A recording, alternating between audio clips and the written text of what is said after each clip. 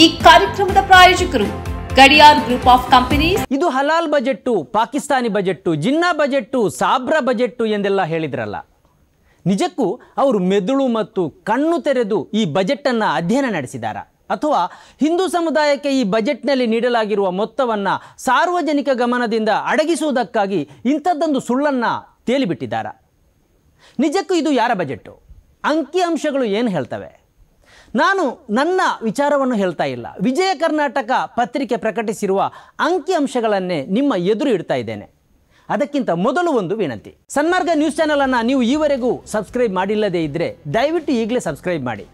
ಸನ್ಮಾರ್ಗದ ಎಲ್ಲ ಕಾರ್ಯಕ್ರಮವನ್ನು ನೀವು ವೀಕ್ಷಿಸಿ ಮತ್ತು ನಿಮ್ಮವರೊಂದಿಗೂ ಹಂಚಿಕೊಳ್ಳಿ. ಸುದ್ದಿಗಳ ಸಂತೆಯಿಂದ ಸತ್ಯ ಸುದ್ದಿಯನ್ನು ಹೆಕ್ಕಿಕೊಡುವ ನಮ್ಮ ಪ್ರಯತ್ನಕ್ಕೆ ನಿಮ್ಮ ಬೆಂಬಲ ಬಹಳ ಅಗತ್ಯ. ವೀಕ್ಷಕರೇ, ಇದು editor speak. London school of economics ಮತ್ತು ಕೊಲಂಬಿಯಾ ವಿಶ್ವವಿದ್ಯಾಲಯಗಳಲ್ಲಿ ವ್ಯಾಸಂಗಕ್ಕೆ ಆಯ್ಕೆಯಾದ 2 SC/ST ಸಮುದಾಯದ ವಿದ್ಯಾರ್ಥಿಗಳಿಗೆ ಡಾಕ್ಟರ್ BR ಅಂಬೇಡ್ಕರ್ ಫೆಲೋಶಿಪ್ ಯೋಜನೆಯಡಿ 1 ಕೋಟಿ ರೂಪಾಯಿ ಅನುದಾನ. ಸರ್ಕಾರದ 2 ಕೋಟಿ ರೂಪಾಯಿ ಮೊತ್ತದ ಕಾಮಗಾರಿಗಳಲ್ಲಿ ಪರಿಶಿಷ್ಟ ಜಾತಿ, ಪರಿಶಿಷ್ಟ ಪಂಗಡದವರಿಗೆ ಈಗಾಗಲೇ ಮೀಸಲಾತಿ ಇದೆ. ಇದೀಗ ಅಲ್ಪಸಂಖ್ಯಾತ ಸಮುದಾಯದ ಗುತ್ತಿಗೆದಾರರಿಗೂ ಈ ಮೀಸಲಾತಿ ನೀಡಲಾಗುವುದು. ಸಮಾಜ ಕಲ್ಯಾಣ ಇಲಾಖೆಯ ಅಡಿ ಬಾಡಿಗೆ ಕಟ್ಟಡದಲ್ಲಿ ಕಾರ್ಯನಿರ್ವಹಿಸುತ್ತಿರುವ SC/STಯ 34 ವಿದ್ಯಾರ್ಥಿ ನಿಲಯಗಳಿಗೆ ಸ್ವಂತದ ಕಟ್ಟಡ ನಿರ್ಮಿಸುವುದಕ್ಕಾಗಿ 238 ಕೋಟಿ ರೂಪಾಯಿ ಅನುದಾನ. ಅಲ್ಪಸಂಖ್ಯಾತ ವರ್ಗಕ್ಕೆ ಈ ಬಾರಿಯ ಬಜೆಟ್ನಲ್ಲಿ ಆದಂತಹ ಘೋಷಣೆಗಳು ಹೀಗಿವೆ. 62 ಅಲ್ಪಸಂಖ್ಯಾತರ ಮೊರಾರ್ಜಿ ದೇಸಾಯಿ ವಸತಿ ಶಾಲೆಗಳಲ್ಲಿ ವಾಣಿಜ್ಯ ವಿಭಾಗ ಪ್ರಾರಂಭ. ಅಲ್ಪಸಂಖ್ಯಾತರ ಕಾಲೋನಿ ಅಭಿವೃದ್ಧಿಗೆ 1,000 ಕೋಟಿ ರೂಪಾಯಿ ಈ ವರ್ಷ ಅನುಷ್ಠಾನ. ಮದರಸೆಗಳಲ್ಲಿ ವಿದ್ಯಾರ್ಥಿಗಳು NIOS ಮೂಲಕ SSLC ಪರೀಕ್ಷೆ ಸಿದ್ಧತೆಗೆ ನೆರವು. ಕರ್ನಾಟಕ ಅಲ್ಪಸಂಖ್ಯಾತ ಅಭಿವೃದ್ಧಿ ನಿಗಮದ ವತಿಯಿಂದ ಯುವಕ ಯುವತಿಯರಿಗೆ ನವೋದ್ಯಮ ಪ್ರಾರಂಭಿಸಲು ಉತ್ತೇಜನ. ಅಲ್ಪಸಂಖ್ಯಾತರ ಮೆಟ್ರಿಕ್ ನಂತರದ ವಿದ್ಯಾರ್ಥಿ ನಿಲಯಗಳಲ್ಲಿ ಸ್ಪರ್ಧಾತ್ಮಕ ಪರೀಕ್ಷೆ ಮತ್ತು ವೃತ್ತಿ ಮಾರ್ಗದರ್ಶನಕ್ಕೆ ತರಬೇತಿ. ಪದವಿ ವಂಚಿತ ಅಲ್ಪಸಂಖ್ಯಾತ ವಿದ್ಯಾರ್ಥಿಗಳ ಅನುಕೂಲಕ್ಕಾಗಿ ಬೆಂಗಳೂರಿನ ಹಜ್ ಭವನದಲ್ಲಿ ಕರ್ನಾಟಕ ರಾಜ್ಯ ಮುಕ್ತ ವಿಶ್ವವಿದ್ಯಾನಿಲಯದ KSOU ಪ್ರಾದೇಶಿಕ ಕೇಂದ್ರ ಆರಂಭ. 169 ವಸತಿ ಶಾಲೆ ಕಾಲೇಜುಗಳಲ್ಲಿ ವ್ಯಾಸಂಗ ಮಾಡುತ್ತಿರುವ 25,000 ಅಲ್ಪಸಂಖ್ಯಾತ ವಿದ್ಯಾರ್ಥಿನಿಯರಿಗೆ ಸ್ವಯಂ ರಕ್ಷಣಾ ಕೌಶಲ ತರಬೇತಿ. ಹಜ್ ಯಾತ್ರಿಕರು ಹಾಗೂ ಅವರ ಸಂಬಂಧಿಕರಿಗೆ ಅಗತ್ಯ ಸೌಲಭ್ಯ ಮತ್ತು ಸೌಕರ್ಯಗಳನ್ನು ಒದಗಿಸಲು ಬೆಂಗಳೂರಿನ ಹಜ್ ಭವನದಲ್ಲಿ ಹೆಚ್ಚುವರಿ ಕಟ್ಟಡ ನಿರ್ಮಾಣ. ಅಲ್ಪಸಂಖ್ಯಾತ ಮಹಿಳೆಯರ ಉನ್ನತ ಶಿಕ್ಷಣಕ್ಕಾಗಿ 10 ಹೊಸ ಮಹಿಳಾ ಕಾಲೇಜುಗಳ ಸ್ಥಾಪನೆ. ಬೆಂಗಳೂರಿನಲ್ಲಿ ಬೌದ್ಧ ಅಧ್ಯಯನ ಅಕಾಡೆಮಿ ಸ್ಥಾಪನೆ ಹಾಗೂ ಅದರ 1 ಕೋಟಿ ರೂಪಾಯಿ ವೆಚ್ಚದಲ್ಲಿ ಮಹಾ ಬೋಧಿ ಅಧ್ಯಯನ ಕೇಂದ್ರದ 100 ವರ್ಷಗಳ ಹಳೆಯ ಗ್ರಂಥಾಲಯದ ಡಿಜಿಟಲೀಕರಣ. ಕ್ರಿಶ್ಚಿಯನ್ ಸಮುದಾಯದ ಅಭಿವೃದ್ಧಿಗಾಗಿ 250 ಕೋಟಿ ರೂಪಾಯಿ ಮೀಸಲು. ಹೋಬಳಿ ತಾಲೂಕು ಮಟ್ಟದಲ್ಲಿ 50 ಲಕ್ಷ ರೂಪಾಯಿ ಹಾಗೂ ಜಿಲ್ಲಾ ಮತ್ತು ಮಹಾನಗರ ಪಾಲಿಕೆಗಳ ವ್ಯಾಪ್ತಿಯಲ್ಲಿ 1 ಕೋಟಿ ರೂಪಾಯಿ ವೆಚ್ಚದಲ್ಲಿ ಅಲ್ಪಸಂಖ್ಯಾತರ ಬಹುಪಯೋಗಿ ಭವನ ನಿರ್ಮಾಣ. ಅಲ್ಪಸಂಖ್ಯಾತರು ಹೆಚ್ಚಿನ ಸಂಖ್ಯೆಯಲ್ಲಿ ವಾಸಿಸುತ್ತಿರುವ ಪ್ರದೇಶಗಳಲ್ಲಿನ ITIಗಳಲ್ಲಿ ಹೊಸ ಕೋರ್ಸ್ ಹಾಗೂ ಹೆಚ್ಚುವರಿ ತರಗತಿ ಪ್ರಾರಂಭ. KEA ಮೂಲಕ ವೃತ್ತಿಪರ ಕೋರ್ಸ್ಗಳಲ್ಲಿ ಪ್ರವೇಶ ಪಡೆಯುವ ಅಲ್ಪಸಂಖ್ಯಾತರ ವಿದ್ಯಾರ್ಥಿಗಳಿಗೆ 5 ಲಕ್ಷ ರೂಪಾಯಿಗಳಿಗೆ ಸೀಮಿತಗೊಳಿಸಿ ಶುಲ್ಕದಲ್ಲಿ 50% ಮರುಪಾವತಿ. ಪರಿಶಿಷ್ಟ ಕಲ್ಯಾಣಕ್ಕೆ ಆದ್ಯತೆ. 2025-26ನೇ ಸಾಲಿನಲ್ಲಿ ಪರಿಶಿಷ್ಟ ಜಾತಿ ಉಪಯೋಜನೆಗೆ 29,992 ಕೋಟಿ ರೂಪಾಯಿ ಹಾಗೂ ಬುಡಕಟ್ಟು ಉಪಯೋಜನೆಗೆ 12,026 ಕೋಟಿ ರೂಪಾಯಿ ಅನುದಾನ. ಪ್ರಗತಿ ಕಾಲೋನಿ ಯೋಜನೆಯಡಿ ಅಭಿವೃದ್ಧಿ ಕಾಮಗಾರಿ ಪೂರ್ಣಗೊಳಿಸಲು 222 ಕೋಟಿ ರೂಪಾಯಿ ಅನುದಾನ. ಪರಿಶಿಷ್ಟ ಜಾತಿ, ಪರಿಶಿಷ್ಟ ಪಂಗಡ ಮತ್ತು ಹಿಂದುಳಿದ ವರ್ಗಗಳ ಒಟ್ಟು 31 ವಸತಿ ಶಾಲೆಗಳನ್ನು PU ಕಾಲೇಜುಗಳಾಗಿ ಉನ್ನತೀಕರಣ. 26 ಹೋಬಳಿಗಳಲ್ಲಿ ಪರಿಶಿಷ್ಟ ಜಾತಿ ಹಾಗೂ ಪರಿಶಿಷ್ಟ ಪಂಗಡದ ವಸತಿ ಶಾಲೆಗಳ ಪ್ರಾರಂಭ. 213 ಕೋಟಿ ರೂಪಾಯಿ ವೆಚ್ಚದಲ್ಲಿ ಕ್ರೈಸ್ ವಸತಿ ಶಾಲೆಗಳಿಗೆ ಡೆಸ್ಕ್, ಬೆಂಚ್, ಪೀಠೋಪಕರಣ ಮತ್ತು ಇತರ ಅಗತ್ಯ ಶೈಕ್ಷಣಿಕ ಮೂಲಸೌಕರ್ಯ. ವಿದ್ಯಾರ್ಥಿ ನಿಲಯಗಳಲ್ಲಿನ ಆಹಾರ ವ್ಯವಸ್ಥೆಯು ಪಾರದರ್ಶಕತೆಗಾಗಿ ಸಾಮಾಜಿಕ ಪರಿಶೋಧನೆ. ದೇಶದ ಪ್ರತಿಷ್ಠಿತ 100 ಶಿಕ್ಷಣ ಸಂಸ್ಥೆಗಳಲ್ಲಿ ಪದವಿ, ಸ್ನಾತಕೋತ್ತರ ಪದವಿಗೆ ಪ್ರವೇಶ ಪಡೆಯುವ SC ವಿದ್ಯಾರ್ಥಿಗಳಿಗೆ ಪ್ರೋತ್ಸಾಹಧನ.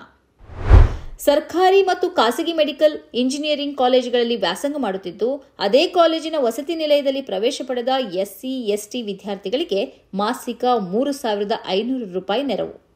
ಹೈನುಗಾರಿಕೆ ಕೈಗೊಳ್ಳುವ SC/ST ಸಮುದಾಯಗಳಿಗೆ ನಿಗಮದ ಮೂಲಕ ಘಟಕ ವೆಚ್ಚವಾಗಿ 50% ಅಥವಾ ಗರಿಷ್ಠ 1.25 ಲಕ್ಷ ರೂಪಾಯಿ ಸಹಾಯಧನ. ಪ್ರಸಕ್ತ ಸಾಲಿನಲ್ಲಿ 78 ಬುಡಕಟ್ಟು ವಸತಿ ಶಾಲೆಗಳಲ್ಲಿ 7ನೇ ತರಗತಿ ಪ್ರಾರಂಭ. ಪರಿಶಿಷ್ಟ ಪಂಗಡದ 20 ಹೊಸ ಮೆಟ್ರಿಕ್ ನಂತರದ ವಿದ್ಯಾರ್ಥಿ ನಿಲಯಗಳ ಪ್ರಾರಂಭ. ಕೇಳಿಸಿಕೊಂಡ್ರಲ್ಲ, ನಿಮ್ಮ ಎದುರು ಅಂಕಿಅಂಶ ಸಹಿತ ಬಜೆಟ್ನ ಮಾಹಿತಿಯನ್ನು ಮುಂದಿಟ್ಟಿದ್ದೇನೆ. ಅಲ್ಪಸಂಖ್ಯಾತ ಸಮುದಾಯಗಳಿಗೆ ಏನೇನು ಸಿಕ್ಕಿದೆ ಮತ್ತು ಪರಿಶಿಷ್ಟ ಜಾತಿ ಹಾಗೂ ಪಂಗಡಗಳಿಗೆ ಏನೇನು ಬಜೆಟ್ನಲ್ಲಿ ನೀಡಲಾಗಿದೆ ಅನ್ನೋದನ್ನು ದಾಖಲೆ ಸಹಿತ ನಿಮ್ಮ ಎದುರು ಇಟ್ಟಿದ್ದೇನೆ. ಬಿಜೆಪಿ ಮತ್ತು ಕನ್ನಡದ ಗೋಧಿ ಮೀಡಿಯಾಗಳ ಸಮಸ್ಯೆ ಏನಂದರೆ, ಅಲ್ಪಸಂಖ್ಯಾತರೆಂದರೆ ಮುಸ್ಲಿಮರು ಎಂದು ಓದಿಕೊಳ್ಳೋದು. ನಿಜವಾಗಿ ಅಲ್ಪಸಂಖ್ಯಾತ ಸಮುದಾಯ ಅಂದರೆ ಮುಸ್ಲಿಮರು ಸೇರಿದಂತೆ ಕ್ರೈಸ್ತರು, ಸಿಖ್ಖರು, ಜೈನರು, ಬೌದ್ಧರು ಸೇರಿದಂತೆ ಒಂದು ದೊಡ್ಡ ಸಮುದಾಯ.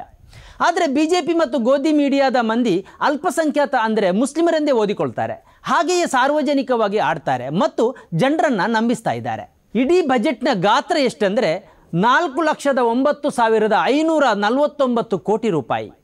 ಇದರಲ್ಲಿ ಅಲ್ಪಸಂಖ್ಯಾತರಿಗೆ ಅಂತ ಮೀಸಲಿಟ್ಟಿರೋದು ಬರೇ 4,500 ಕೋಟಿ ರೂಪಾಯಿ ಮಾತ್ರ. ಇದು ಒಟ್ಟು ಬಜೆಟ್ನ 1% ಮಾತ್ರ ಆಗುತ್ತೆ. ಇದೇ ವೇಳೆ ಕೇವಲ ಪರಿಶಿಷ್ಟ ಜಾತಿ ಮತ್ತು ಪಂಗಡಗಳ ಅಭಿವೃದ್ಧಿಗಾಗಿ 42,018 ಕೋಟಿ ರೂಪಾಯಿಯನ್ನು ಮೀಸಲಿಡಲಾಗಿದೆ. ಈ ರಾಜ್ಯದಲ್ಲಿ ಅಲ್ಪಸಂಖ್ಯಾತರು ಸುಮಾರು 18ರಿಂದ 20% ಇದ್ದರೆ ಪರಿಶಿಷ್ಟ ಜಾತಿ ಮತ್ತು ಪಂಗಡದವರ ಸಂಖ್ಯೆ 26% ಇದೆ. ಆದರೆ 26% ಇರುವ ಸಮುದಾಯಕ್ಕೆ 42,000 ಕೋಟಿ ರೂಪಾಯಿಗಿಂತಲೂ ಅಧಿಕ ಮೊತ್ತವನ್ನು ಸಿದ್ದರಾಮಯ್ಯ ಘೋಷಿಸಿದರೆ 20% ಇರುವ ಸಮುದಾಯಕ್ಕೆ ಬರೇ 4,500 ಕೋಟಿ ರೂಪಾಯಿಯನ್ನು ಇಟ್ಟಿದ್ದಾರೆ. ಅಂದಹಾಗೆ ಸಾಬ್ರ ಬಜೆಟ್ ಎಂದು ಹೇಳ್ತಾ ತಿರುಗಿದ ಟಿವಿ ಚಾನೆಲ್ಗಳು ನಿಜವಾಗಿಯೂ ಪ್ರಶ್ನಿಸಬೇಕಾದದ್ದು ಏನನ್ನು? ಪರಿಶಿಷ್ಟ ಜಾತಿ ಮತ್ತು ಪಂಗಡಗಳನ್ನು ಅಭಿವೃದ್ಧಿಗೊಳಿಸುವುದಕ್ಕಾಗಿ ಹಮ್ಮಿಕೊಂಡಿರುವ ಯೋಜನೆಗಳನ್ನು ನೋಡಿದರೆ ಅಲ್ಪಸಂಖ್ಯಾತ ಸಮುದಾಯಗಳಿಗೆ ಶೂನ್ಯ ಮೊತ್ತವನ್ನಷ್ಟೇ ನಿಗದಿಪಡಿಸಲಾಗಿದೆ ಅನ್ನುವುದು ಬಹಳ ಸ್ಪಷ್ಟ. ಅದರಲ್ಲೂ ಮುಸ್ಲಿಂ ಸಮುದಾಯವು ದಲಿತ ಸಮುದಾಯಕ್ಕಿಂತಲೂ ಹಿಂದುಳಿದಿದೆ ಎಂದು ಸಾಚಾರ್ ವರದಿಯೇ ಹೇಳುತ್ತೆ. ಇಷ್ಟಾಗಿಯೂ ಮುಸ್ಲಿಂ ಸಮುದಾಯದ ಅಭಿವೃದ್ಧಿಗೆ ನೇರವಾಗಿ ಮೀಸಲಿಟ್ಟ ಮೊತ್ತ ಜುಜುಬಿ ಅಂದರೆ ಜುಜುಬಿ. ನೇರವಾಗಿ ಮುಸ್ಲಿಮರಿಗೆಂದೇ ಈ ಬಜೆಟ್ನಲ್ಲಿ ಇರೋದು ಏನಂದರೆ, ಒಂದು, ವಕ್ಫ್ ಆಸ್ತಿಗಳ ದುರಸ್ತಿ, ಜೀರ್ಣೋದ್ಧಾರ ಮತ್ತು ಕಬರಸ್ಥಾನಗಳಲ್ಲಿ ಮೂಲ ಸೌಕರ್ಯ ಹಾಗೂ ಆಸ್ತಿಗಳ ಸಂರಕ್ಷಣೆಗಾಗಿ 50 ಕೋಟಿ ರೂಪಾಯಿ. 2, ಮದ್ರಸಗಳಲ್ಲಿ ಧಾರ್ಮಿಕ ಶಿಕ್ಷಣದ ಜೊತೆಗೆ ಔಪಚಾರಿಕ ಶಿಕ್ಷಣ ನೀಡೋದು. 3, ಬೆಂಗಳೂರಿನ ಹಜ್ ಭವನದಲ್ಲಿ ಹೆಚ್ಚುವರಿ ಕಟ್ಟಡ ನಿರ್ಮಿಸೋದು. ಇವಿಷ್ಟನ್ನು ಬಿಟ್ಟರೆ ಮುಸ್ಲಿಮರಿಗೆ ನೇರವಾಗಿ ಯಾವ ಅನುದಾನವನ್ನು ಈ ಬಜೆಟ್ನಲ್ಲಿ ಘೋಷಿಸಲಾಗಿಯೇ ಇಲ್ಲ. ಯಾವ ಯೋಜನೆಯನ್ನೂ ಘೋಷಿಸಲಾಗಿಲ್ಲ. 2 ಕೋಟಿ ರೂಪಾಯಿವರೆಗಿನ ಸರ್ಕಾರಿ ಕಾಮಗಾರಿಗಳಲ್ಲಿ ಈ ಮೊದಲೇ ಪರಿಶಿಷ್ಟ ಜಾತಿ ಮತ್ತು ಪಂಗಡದವರಿಗೆ ಮೀಸಲಾತಿ ಕಲ್ಪಿಸಲಾಗಿತ್ತು. ಇದೀಗ ಅಲ್ಪಸಂಖ್ಯಾತ ಸಮುದಾಯದ ವ್ಯಕ್ತಿಗಳಿಗೂ ಈ ಗುತ್ತಿಗೆಯನ್ನು ವಿಸ್ತರಿಸಲಾಗಿದೆ. ಮತ್ತೊಮ್ಮೆ ಹೇಳ್ತಾ ಇದ್ದೇನೆ, ಅಲ್ಪಸಂಖ್ಯಾತ ಅಂದರೆ ಮುಸ್ಲಿಮರು ಮಾತ್ರ ಅಲ್ಲ, ಮುಸ್ಲಿಮರು ಒಳಗೊಂಡ ಕ್ರೈಸ್ತರು, ಬೌದ್ಧರು, ಜೈನರು, ಸಿಖ್ರು ಸೇರಿದಂತೆ ಎಲ್ಲರೂ ಕೂಡ.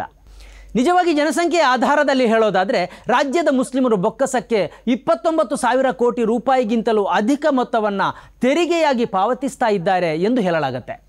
ಇದು ಸಂಪೂರ್ಣವಾಗಿ ಪರೋಕ್ಷ ತೆರಿಗೆ. ಮುಸ್ಲಿಂ ಸಮುದಾಯವು ರಾಜ್ಯದ ಅತ್ಯಂತ ದೊಡ್ಡ ಗ್ರಾಹಕ ಸಮುದಾಯವಾಗಿದೆ.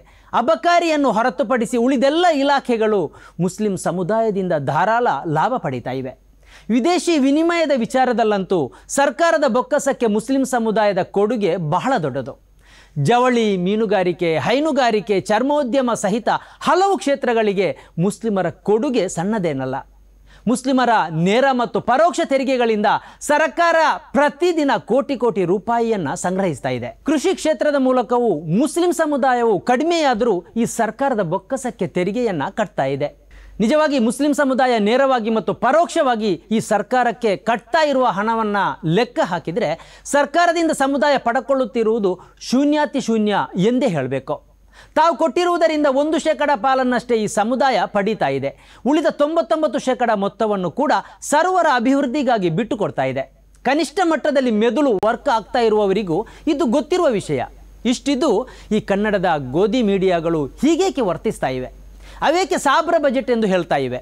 ಬಿಜೆಪಿಗಾದರೂ ರಾಜಕೀಯ ಉದ್ದೇಶ ಇದೆ ಎಂದು ಹೇಳಬಹುದು. ಅದು ಓಟಿನ ಮೇಲೆ ಕಣ್ಣಿಟ್ಟೇ ಮಾತಾಡ್ತದೆ. ಆದರೆ ನಮ್ಮ ಮೀಡಿಯಾಗಳೇಕೆ ಮೆದುಳೇ ಇಲ್ಲದಂತೆ ವರ್ತಿಸ್ತಾ ಇವೆ? ಮುಸ್ಲಿಮರು ಈ ಮೀಡಿಯಾಗಳಿಗೆ ಏನು ತೊಂದರೆ ಮಾಡಿದ್ದಾರೆ? ಅವರ ಮೇಲೆ ಈ ರೀತಿಯ ದ್ವೇಷ ಸಾಧಿಸುವುದಕ್ಕೆ ಏನು ಕಾರಣ? ಮುಸ್ಲಿಂ ದ್ವೇಷ ಅನ್ನೋದು ಬಿಜೆಪಿಗಿಂತಲೂ ಮೊದಲು ಮೀಡಿಯಾಗಳ ಕೇಂದ್ರ ಸ್ಥಾನದಲ್ಲಿ ಕುಳಿತವರ ನರನಾಡಿಗಳಲ್ಲೂ ಸಂಚರಿಸ್ತಾ ಇದೆ ಅನ್ನೋದನ್ನೇ ಸಿದ್ದರಾಮಯ್ಯ ಅವರ ಬಜೆಟ್ಟು ಎಕ್ಸ್ಪೋಸ್ ಮಾಡಿದೆ. ಜರ್ನಲಿಸಂಗೆ ಎಲ್ಲೂ ನೀರು ಬಿಟ್ಟ ಈ ಮೀಡಿಯಾಗಳಿಗೆ ಶ್ರದ್ಧಾಂಜಲಿ. ಸನ್ಮಾರ್ಗ ನ್ಯೂಸ್ 1.5 ಲಕ್ಷ ಚಂದಾದಾರರನ್ನ ದಾಟಿದೆ. ಇದನ್ನ ಸಾಧ್ಯವಾಗಿಸಿದ್ದು ವೀಕ್ಷಕರಾದ ನೀವೇ. ಮುಂದಿನ 1 ವರ್ಷದಲ್ಲಿ ಈ 1.5 ಲಕ್ಷವನ್ನ 3 ಲಕ್ಷಗಳಾಗಿ ಪರಿವರ್ತಿಸುವ ಗುರಿಯನ್ನ ನಾವು ಇಟ್ಕೊಂಡಿದ್ದೇವೆ. ನಿಮ್ಮ ಬೆಂಬಲ ಇಲ್ಲದೆ ಇದು ಸಾಧ್ಯವೇ ಇಲ್ಲ. ನೀವು ಮಾಡಬೇಕಾಗಿರುವುದು ಏನಂದ್ರೆ ಸನ್ಮಾರ್ಗ ನ್ಯೂಸ್ ಚಾನೆಲ್ನ ಕಾರ್ಯಕ್ರಮವನ್ನ ನಿಮ್ಮ ಗೆಳೆಯರಿಗೆ, ಸಂಬಂಧಿಕರಿಗೆ ಕಳಿಸಿಕೊಡಬೇಕು. ಅವರಲ್ಲೂ ಸಬ್ಸ್ಕ್ರೈಬ್ ಮಾಡುವಂತೆ ಹೇಳಬೇಕು. ನಿಮ್ಮ ಮನೆಯವರಲ್ಲೂ ಹೇಳಬೇಕು. ಸುದ್ದಿಗಳ ಸಂತೆಯಿಂದ ಸತ್ಯದ ಸುದ್ದಿಯನ್ನ ಹೆಕ್ಕಿಕೊಡುವ ನಮ್ಮ ಪ್ರಯತ್ನ ಮುಂದುವರಿಯಬೇಕಾದ್ರೆ ನೀವು ಇಷ್ಟನ್ನಾದರೂ ಮಾಡಲೇಬೇಕು. ಜೊತೆಗೆ ಪಕ್ಕದಲ್ಲಿರುವ QR ಕೋಡ್ ಅನ್ನು ಬಳಸಿ ನಮಗೆ ಆರ್ಥಿಕವಾಗಿ ಶಕ್ತಿ ತುಂಬಬೇಕು. ಸುಳ್ಳಿನ ಎದುರು ನಮ್ಮ ಧ್ವನಿ ತಗ್ಗದೇ ಇರಬೇಕಾದ್ರೆ ನಾವು ಆರ್ಥಿಕವಾಗಿ ಪರಾವಲಂಬಿಗಳಾಗಿರಬಾರದು. ನೀವು ಶಕ್ತಿಯನ್ನು ಕೊಡಿ, ನಾವು ಸತ್ಯವನ್ನ ಕೊಡ್ತೇವೆ. Thank you.